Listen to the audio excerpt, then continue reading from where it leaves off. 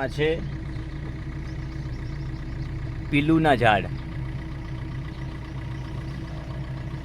અને ઉનાળાની સિઝનમાં આવી રીતના પીલું પાકતા હોય છે. જુઓ લાલ લાલ જે વળગ્યા છે, તમને હું બતાવું છું. લાલ કલરના જે છે એ પીલું છે, બહુ મીઠા હોય છે અને આમાં લાલ પણ હોય છે અને સફેદ પણ હોય છે. બંને પ્રકારના પીલું હોય છે. પીલુના ઝાડ છે અને આ પાટણ અને બનાસકાંઠાના અમુક ભાગોમાં આ ઉનાળાની સિઝનમાં પીલું પાકતા હોય.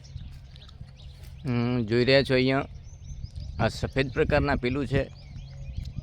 આમાં લાલ પીલું પણ આવે અને સફેદ પણ આવે.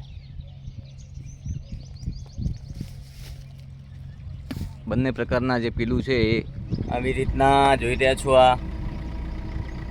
આ પીલુંના ઝાડ છે અને આવી રીતના પીલું જોઈ રહ્યા છો. આ પીલુંના ઝાડ અને ઉનાળાની સિઝનમાં હું તમને લાલ પણ બતાવું. આ લાલ પીલું છે, જોઈ રહ્યા છો. લાલ પીલું હમણાં સફેદ પીલું જોયા હતા. આ લાલ પીલું છે અને આ પણ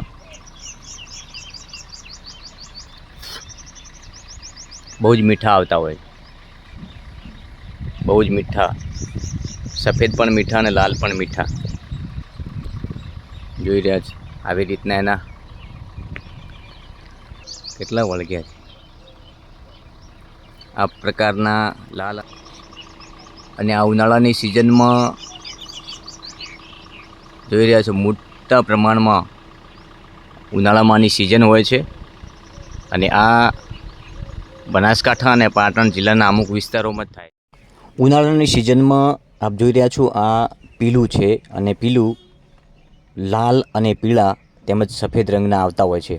ઉનાળાની સિઝનમાં બનાસકાંઠાના અમુક વિસ્તારોમાં આ પીલું પાકતા હોય છે. આપ જોઈ રહ્યા છો મોટી સંખ્યામાં લોકો આ પીલું ખાવા માટે પહોંચતા હોય છે. ત્યારે પીલું બહુ મીઠાશવાળા પીલું હોય છે અને ખૂબ મજા આવે છે ખાવાની. ઉનાળાની ભરપૂર સિઝનમાં આ પીલું અંદરાધાર આવતા હોય છે. ત્યારે જ્યારે કહેવાય છે કે પીલું બહુ સારા પાકે તો એ ઉનાળુ સિઝન ખૂબ સારી થતી હોય છે. આ એક કહેવત છે. અને આ દ્રશ્ય જોઈ રહ્યા છો સફેદ, પીળા અને લાલ કલરના આ પીલું ખાવાની મજા પણ કંઈક અલગ પ્રકારની હોય છે. અને આ બનાસકાંઠાના અમુક વિસ્તારમાં જ આ પીલું પાકતા હોય છે. ધારો કે દિયોદર, ડીસા અને કાંકરેજ વિસ્તારમાં સૌથી વધારે મોટા પ્રમાણમાં પીલું પાકતા હોય છે અને પીલું ખાવાની મજા કંઈક અલગ હોય છે.